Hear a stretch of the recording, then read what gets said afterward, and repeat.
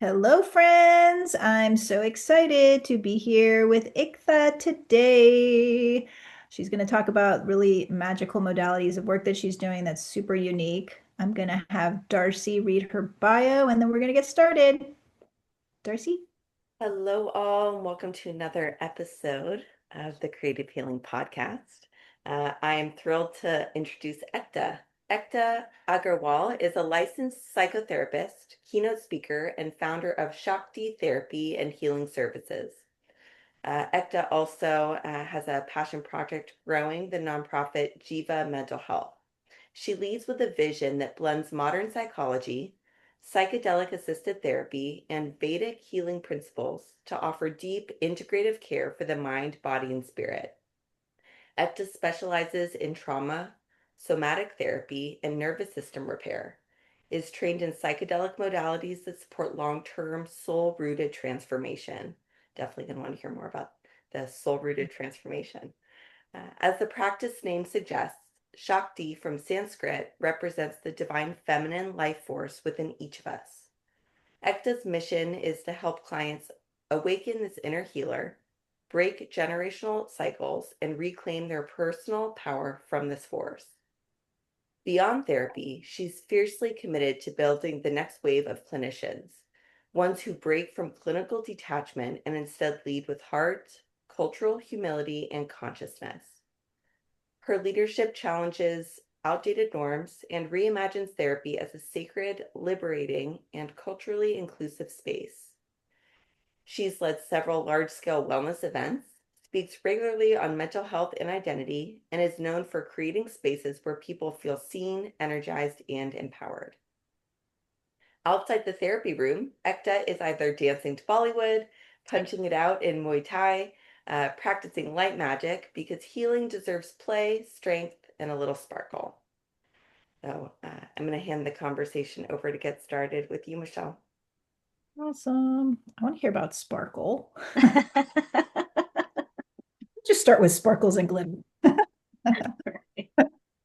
Welcome. I was thinking about who referred you. It was Dr. Eva Altabelli, who I've also had here on the Creative Healing podcast, and she just spoke so highly of you, and I'm so grateful that she connected us. So thank you for being here.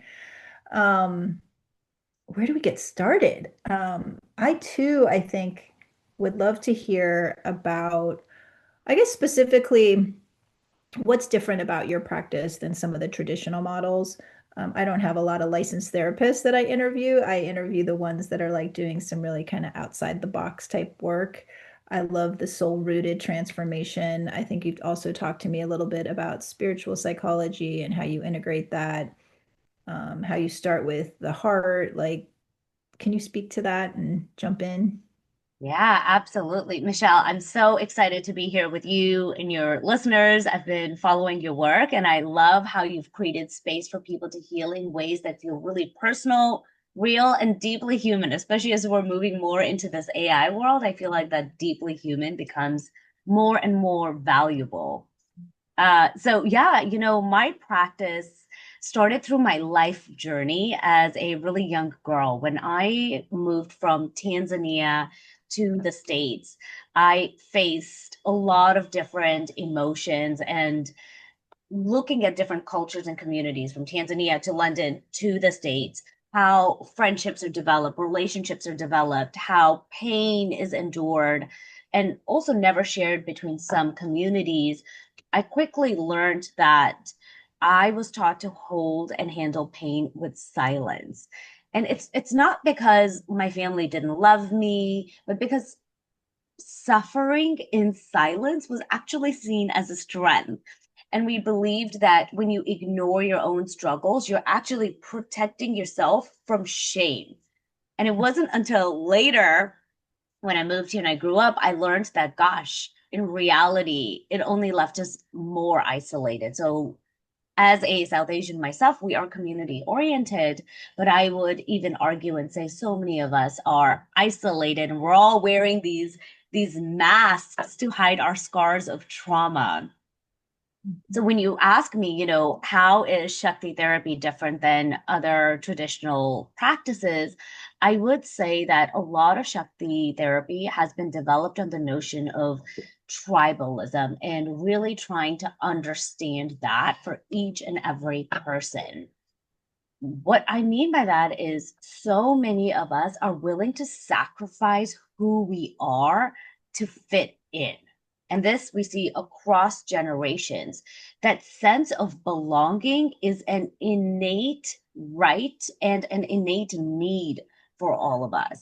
And so when I look at this practice and I create it, I was thinking about where does that need to belong come from? And it comes from our sacral chakra. It's this like primordial force that moves us into courage, confidence, commitment, but it's also where fear sits. And Shakti therapy is in that same space. Shakti is this like primordial force within us. So, as therapists, as clinicians, I see us as being guides.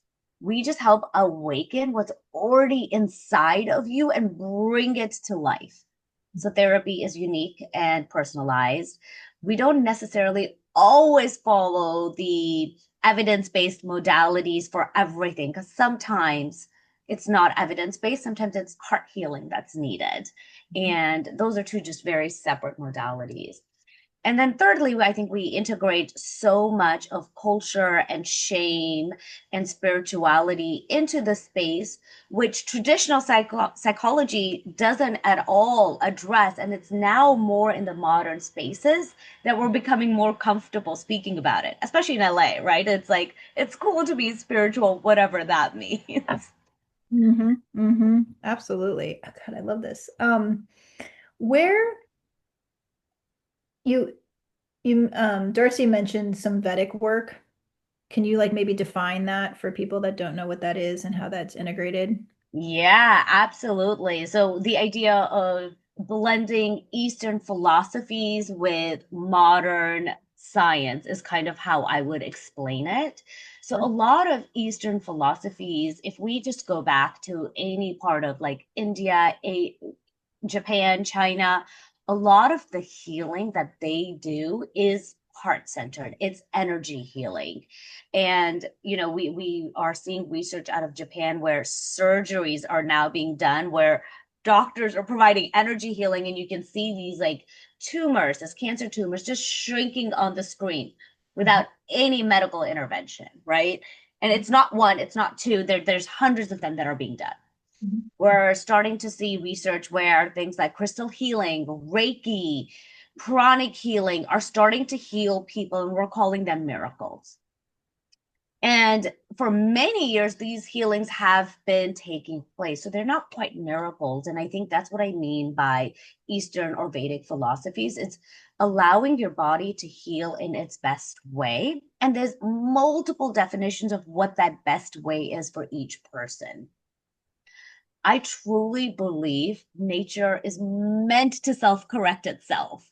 So if there's something in you that is wrong or sick, the medicine is around you. I don't think we always need to turn to Western science as the first answer. It is absolutely an option and a very good option that we all need and will use at some times in our lives. But having this sense of openness to knowing that nature is self healing, you are self healing. In the spiritual world, we say that your inner healer is your healer. And what that essentially means is all the answers you need, all the ways to heal mentally. And this is aside from psychosis. Like, let's just put that on the side for a second for this conversation. But if you're going through depression, you're going through anxiety, the answers are within you. They're in your solar plexus. How can we awaken that? How can we listen to that inner voice that in today's world, it's so hard to with the cars honking and the chatter in our brain. That inner voice is barely a whisper. And so we try to make that whisper even louder and heal from that space. Some people call this intuition, gut feeling. Mhm. So, like for a typical person that comes into your Shakti system, what what would they expect? Because I think you have like a whole slew of like um, treasures in your treasure box. And I think I remember you talking a little bit about crystal healing too. Is that accurate? Yeah, spot on. So Good I memory. want to hear about that piece too. If you could maybe speak to like what someone can expect. Yeah, we do follow traditional guidelines. So when a person comes into our space for therapy, it is a 50-minute therapeutic session. And when I say we combine Western modalities, there's things like EMDR, there's things like IFS, interfamily systems, brain spotting, of course, the acronym that everyone loves, CBT. So all of those are part of the process. However, the conversation is a little different. Not only are we talking about what's coming up for the person, we're also silencing the conversation and moving into our bodies. So sometimes you'll see our clinicians using trauma focused yoga, breath work, meditation, compassionate touch, really understanding somatically what's happening and how can we move that anxiety and depression out of the body. Other times it'll include chakra alignment, crystal healing, like you mentioned. So you might be laying down for your therapy session and having stones on you while you're experiencing and talking. I've also mentioned ketamine therapy. So there is room so also for psychedelics, which it isn't there for everyone, but it is there for the right person.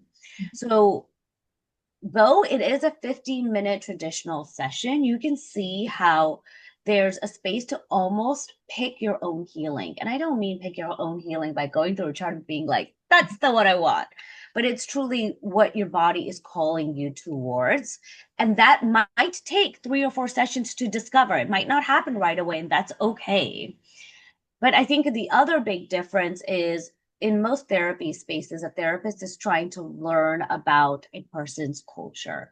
Here, we're already culturally attuned.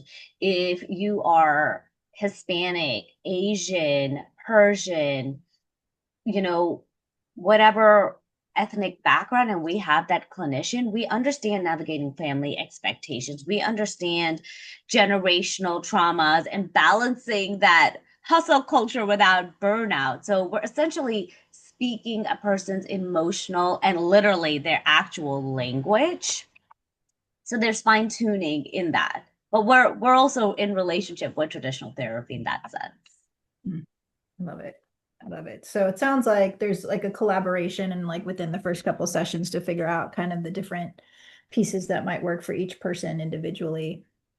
Yeah, absolutely. I always say therapy is a partnership. We are an expert in all things what psychology, the mind does, what the heart does, but you're an expert in all things you. And we need both pieces to be able to move forward. Do you find that people are accelerating a little bit more in your system because of all these great, unique modalities you guys have that people are? Yeah, that's a really good question. Yes. I would say the average lifeline of our client is about 6 months. There are some who stay longer, and then there are some who stay shorter, but on average, about 6 months. And when a person comes in, we do a few tests to determine if they are progressing. We do the GAD, which measures anxiety. We do the PHQ-9, which measures depression. We do the ACEs, which looks at their trauma history. And then we also do the EDI, which measures ego dissolution. So now we're measuring a lot of different things and not just mental health. And we conduct those every 3 months. So by the time 6 months is done, we've already had 3 data point sets and we can see the progress over time. And what I've recently started doing this year is looking at the progress between a small population that doesn't want to include spiritual psychology in their work and they want pure traditional therapy versus the population that does want to include spiritual psychology and how their results are different in terms of the progress that they make. Hmm. And without a question, every client who's included spiritual psychology, and I will say this is a population of 28. So I want to be clear what every client also means. Um, when we've included spiritual psychology, they understand the concept that when you feel like you are breaking down, you're not breaking down, you're actually breaking through. And that concept is so powerful because it's not pushing down, it's pushing out and forward. And your mindset changes when you're in that space. Your thinking changes, your body responds differently. And we've known this for years, but Andrew Huberman just came out with it. Tony Robbins has been talking about it for a long time. You want to get out of depression, you want to get out of anxiety. The number one way is physiology. Change your physiology, you change your mood, right? And that's essentially what we're doing. We're changing your thoughts, just change your physiology right then and there. Love it. Do you want to define spiritual psychology for some folks? Yeah. I would say in spiritual psychology, we're not really running from our emotions or fixing it. We're honoring our emotions as if they are sacred guides, sacred messages, sacred teachers. And the soul doesn't grow from easy. Mhm. It grows when it goes through these storms over and over, and it makes you question everything until you find your own truth. And by truth, I don't mean like scientific truth, but honestly, the truth that sits in your heart and your soul deep down inside. It's very similar to the analogy of the lotus. We've heard this many times, right? It grows from the mud. And so when that Shakti is within you and it's awakened, it says, enough. I'm more than my pain. I'm more than my joy. And that moment that you break through and you realize that you are not your emotions, you are not your thoughts, you are not your body, but you are this new level of self awareness, this compassion, this freedom, this soul, this oneness, whatever you may want to call it. You start to live differently. Whereas psychology says, oh, you are your emotions, you are your thoughts, and you need to control them. So the philosophies are very different, but the results are similar. It's this idea of personal freedom, emotional freedom. Yes, love it. Darcy, do you want to add in anything? You have any questions yet? Oh gosh, I have so many. And the enthusiasm with this is like talk about Shakti. It's like the life force, right? And I really feel that in you and hear it. Mhm. I'm curious, Ekta, how you came into this. Like if you have any personal experience that really um made it undeniable that this is, where you were meant to be, how you were designed to serve, and specific to having this center, having this space, these locations for people to come. Um, Mhm. I have other questions, but I'm going to start there. I'd love to hear more about your origin story. Yeah, absolutely. So, as I mentioned, I am from Tanzania originally. And when I grew up there, one of the most beautiful things that my family did every Sunday, we would come together. And I was like a little girl, like 5, 6, 7 years old. But all of us as a family would be in the kitchen and we'd cook pots of food and we would take it out. My brother would be the one handing out the napkins, I'd be handing out the plates, and my parents would be serving food to the homeless community. And then I came here and I saw what homelessness was like here. And it's two very different worlds. Over there, homelessness was the role of the community to serve, to support, to help transition. And over here, we feel like, oh, homelessness is not our problem. It's the government's problem. So that ideology, that shift, we see it in many, many different spaces. That's one. Number two is I went through a wild traumatic experience in college. I was very naive. I grew up sheltered, and in the brown community, you're taught to focus on education. You're taught to be a good girl. And I mean a good girl in the eyes of your parents, a good girl in the eyes of society, a good girl in the eyes of God, because God is watching and judging. And I had a pretty extensive rape experience. And after that experience, what shocked me the most was it wasn't the trauma that actually broke me, but it was the shame that I would get from my family, the community, from God if they found out. And I carried that on with me for over 10 to 15 years. And even when I became a therapist, I felt ashamed going to therapy because I was like, oh gosh, what if my therapist finds out about the secret? And that made me quickly realize so many of us are healing in solitude and we don't really know what that exactly means, but we're carrying these like secret struggles and just hiding behind that smile, hiding behind substances, hiding behind connections. And a lot of it is just being passed down like it's an inheritance package from one person to the other. So my journey actually really began as a child, and then of course it was rewritten into a new chapter in college, and I wanted to redefine mental health and really redefine the fact that just silence is the price we pay for belonging, period. But that belonging is never true belonging because you're wearing a mask. And no one should need to face those darkest moments alone the way I did. No one should need to hide from that pain to feel accepted and loved. And how culture played such a big role, how spirituality, God played such a big role. And today I'm like, God can't judge me because I'm goddess. God works through me. And so there's a different understanding. And I want every single person who feels like they can't make it to the other side, that this is the worst that can happen, to be able to see how God is working through them and anything is possible. Because I went through that and I know that that is the truth. Love it. Thank you for sharing that vulnerability. I find that people in our profession that can really like tap into our challenges and then feel even more empowered. It's just I there's just so much more connection, I think, not only to each other as clinicians and healers and all the different things, but also to our clients because it's just real and authentic. So thank you. Yeah. Our pain truly becomes our purpose in our lifetime if we allow it to, right?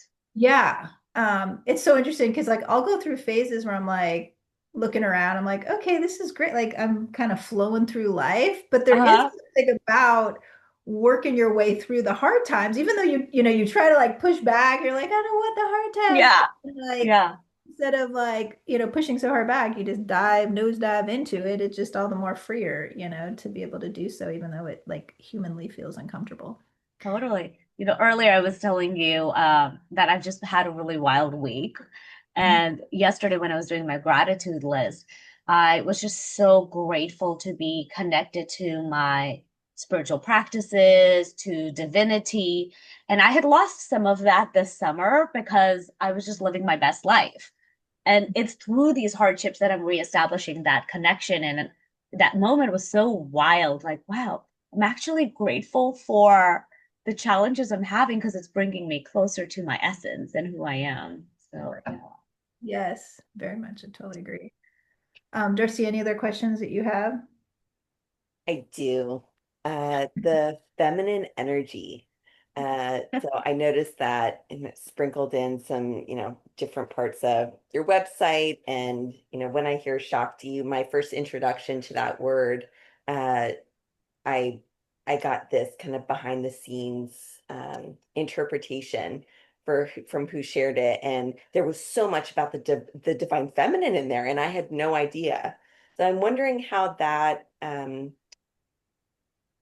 you would describe to someone what Shakti is and why it matters when it comes to health and well-being and uh, healing and thriving.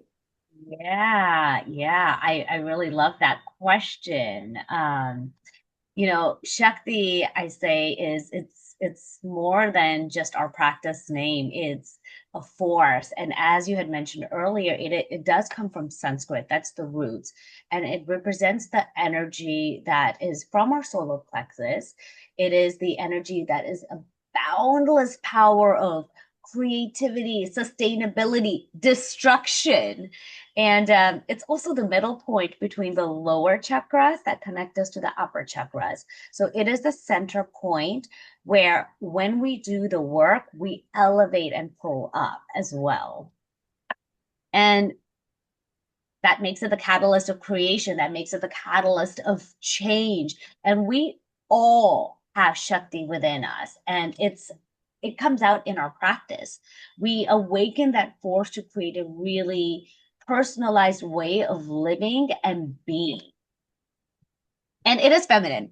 And so in Hinduism, we believe Shakti, and this is just one belief. There are many beliefs in Hinduism, but I believe that Shakti was the first creation that created all the avatars in our religion.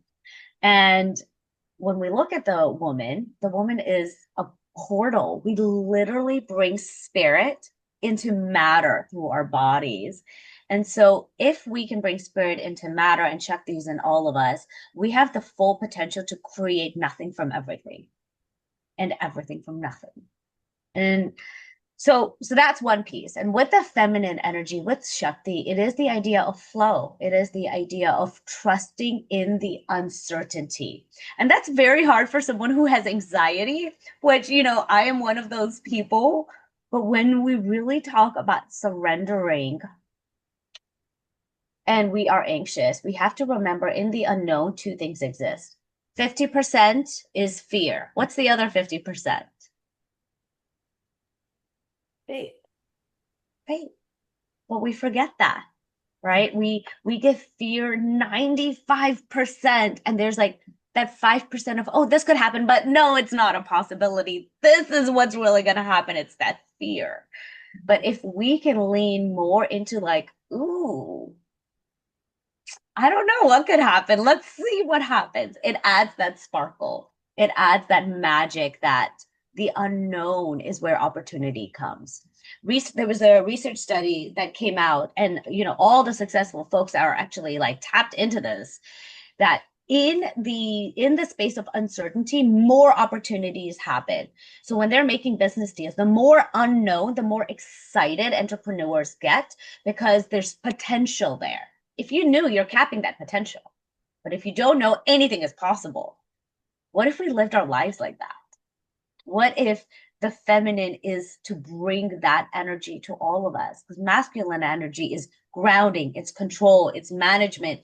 And we need that in order for the feminine to be expansive and to be unknown and to be bringing the opportunity there. So. I love how you explained that. That was actually lovely. The masculine, feminine. I was also wanting to have you speak to this tribalism. This Yeah. piece, Oh, and what that means for you and your practice and all the things. Because I know you have a lot of cultural sensitivity to lots of different populations that other therapists don't have as much specialty in. So yeah. Let me ask you, what does tribalism mean to you? well, it depends on what context. I mean, I love speaking to tribe in the sense of community and connection and commitment. Huh. Um, so that's usually the way, like I'm trying, helping our clients and let alone myself find our tribe, because it looks very different than what it used to be. Just born Yeah. into something, and a lot of our clients aren't born into their tribe. They don't feel like, there's a connection there. So trying to. Yeah. Yeah, absolutely. What I share with a lot of my clients is we all fit in. We all fit in somewhere, whether it's with the community that does yoga, or, the community that goes hiking, or the Asian American community, or the Black community, or the multicultural community. We're always fitting in. But fitting in doesn't necessarily mean belonging. It doesn't necessarily mean these are my people. They get me for exactly who I am. And a lot of this comes from like the theory of inherited trauma. Have you heard of that theory before? The theory of inherited trauma? No, I can only extrapolate. You've heard of it, Darcy? I have not extensively, definitely have when it comes to significant PTSD. Mhm. You're Yes. talking about like when you say inherited, like generational. Yeah, generational. So science has confirmed that what so many cultures have known for centuries, that pain is actually passed down. And it's not just through stories, but through our bodies, through our DNA. So when our ancestors lived through uh, colonization, war, migration, oppression, our nervous systems very quickly adapt for survival. And you're not just enduring suffering in that moment, you're actually encoding it into your DNA. And so when the next generation comes forward, they are carrying fear, they're carrying unspoken grief, they're carrying unfinished stories. And this is the part that feels the strongest for me is the unfinished stories. And a lot of these stories, when we look at the challenges, it's the story of not belonging. Whether that's not belonging in society, in families, in whatever fashion, there's a sense of shame that's developed. And what I like to remind people is if trauma can be inherited this quickly, what if we focused on the healing, the inner wisdom that is also inherited? We forget about that, Mhm. right? And so a lot of tribalism is shifting the paradigm of in what areas do I belong? Your brain is wired to answer a question. The quality of your life is dependent on the quality of questions you ask. Mhm. If you ask your brain, well, why don't I belong? It's going to give you all these answers of why you don't belong, and it's going to bring you down. But if you just shifted that question and said, in what ways do I belong here? Your brain's going to look for evidence and it's going to look for those answers and it's going to change your belief system. And in changing your belief system over and over, you're changing your DNA, you're changing your thinking patterns, you're changing the generational trauma that was inherited, and you're going to pass on something different. So this isn't just personal, it literally becomes ancestral and it literally becomes ancestral and revolutionary if it does get passed down. So we can see how the role of trauma can also be called the theory of wisdom being passed down. So it's looking at the opposite side and the role of belonging and tribalism and how it plays such a big impact. The number one indicator for longevity we know is socialization. It's Mhm. not mental health. It's not physical health. It's literally having community, friends, family, socialization, belonging. I feel like there's like a whole other conversation to be had with this topic. And my guess is that with the concepts that come out for each individual, is there like clearings that you guys do beyond just the talk component that once it's identified, the Yeah, absolutely. We do a lot of somatic therapy. I think yeah. that's probably the most important in my viewpoint is a lot of us just hold it. When we clear just the mind, think of a basket with a rotten apple. You pull the apple out, but if you're not checking all the other apples if they were contaminated, that basket's going to rot again. So when we clear just the mind, that's just pulling the rotten apple out. But when you're clearing the mind, the body, the spirit, then you're actually doing holistic cleansing for lasting change that's going to be anchored beyond 1 month, beyond 6 months. And you're also developing a set of tools when you're going through a hard time to think about, okay, well, mentally I can do this, physically I can do this, spiritually I can do this. And I think all three things need to be addressed when you are going through pain. It's not just mental, it's not just physical, and it's not just spiritual. Absolutely.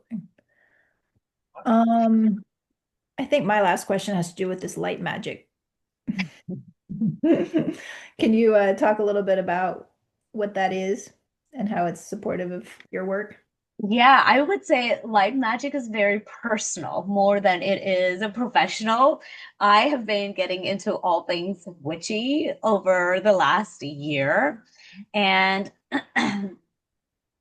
I don't know if this is just my like little girl coming out or what, but I am obsessed with magic. And I don't mean the magic that card tricks, but magic that actually happens in this world. And I think that we all have the potential to create and do magic.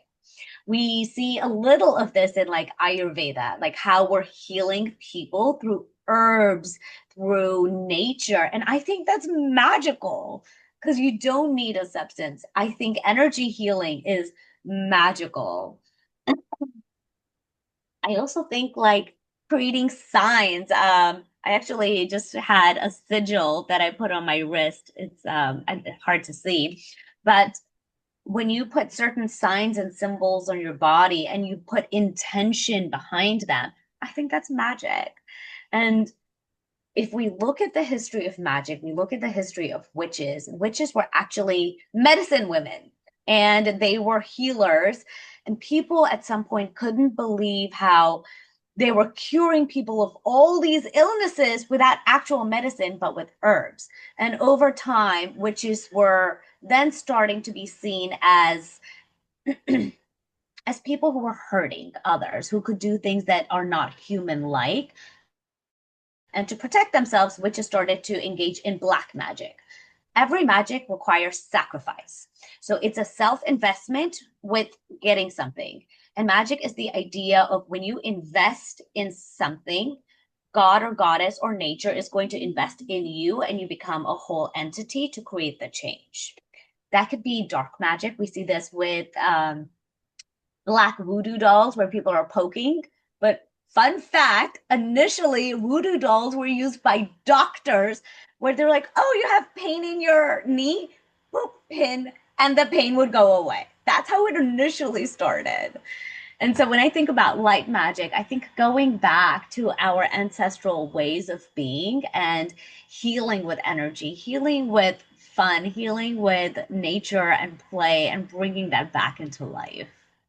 Not for everyone, but I'm always pushing the edge a little bit.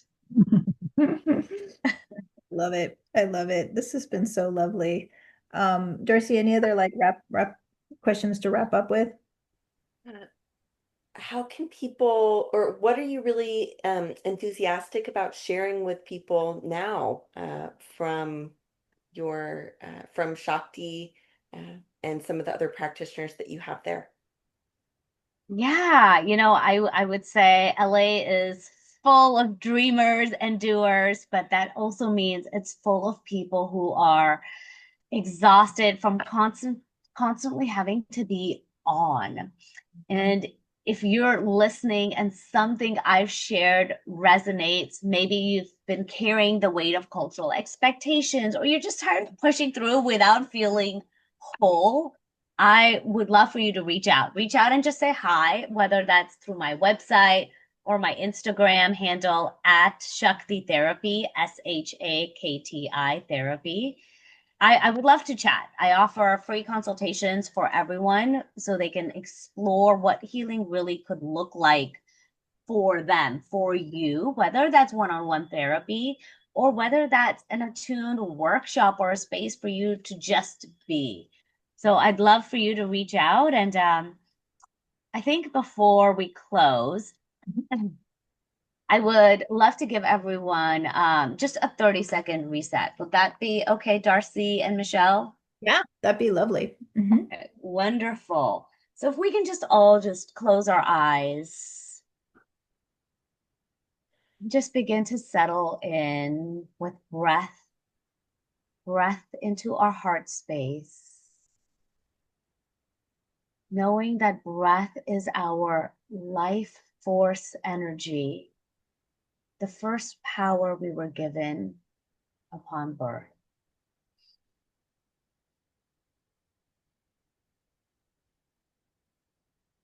And imagining a lotus flower opening at your heart center, petal by petal, each petal holding a story, holding an emotion or a moment, and releasing the judgments that come with that, but witnessing with curiosity the beauty, knowing that this is you, whole and worthy.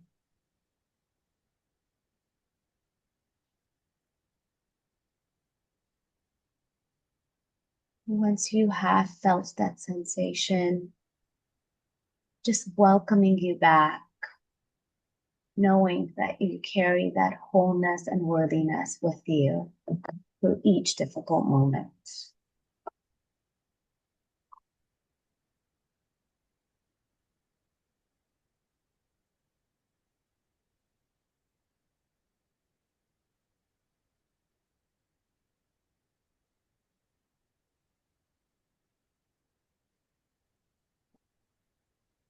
Lovely. Thank you so much. Thank you, I'm excited for Michelle. people to know about you. You do virtual work and in person. In what city again? We are in Los Angeles and we have space in Culver City and Redondo Beach. And of course, virtual for all of California. Yes, lovely. Wonderful. Thank you for being here. Thank you, Darcy. Thank you, Michelle. It's just been such an honor to be in space with both of you today. Thank you.